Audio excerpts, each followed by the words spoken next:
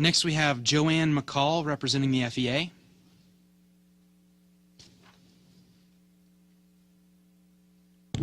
Good morning. You're recognized. Thank you. My name is Joanne McCall, Vice President of the Florida Education Association, but I'm also here as a speech-language pathologist, so thank you, Chair Fresen, for mentioning my profession over and over.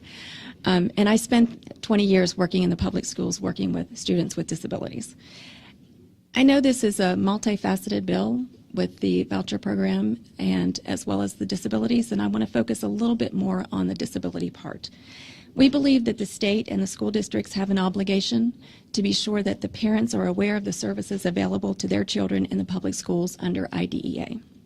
I urge that you add a provision to ensure that the DOE or the local school district inform parents considering this program sufficient information on the services available so that they may make fully informed decisions for their student.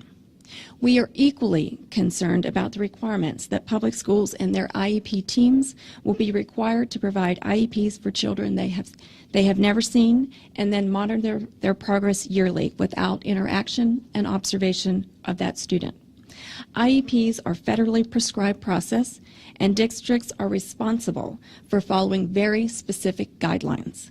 Developing an IEP requires assessing students in all areas of their related disability, considering how the disability affects their students' learning, forming goals and objectives that correspond to the needs of the student, and then placing that student in the least restrictive environment. And that is the most important piece. A child's IEP is a fluid document that is monitored on a regular basis in a public school setting and coordinated with all professionals that provide services: speech, OT, PT, the regular classroom teachers. Districts cannot be expected to ensure IEPs in accordance with IDEA and monitor the integrity of the services when they are not involved in the delivery of those services. It's kind of like evaluating a teacher on students they never taught. And we also believe that this legislation is a giant step backward for all students.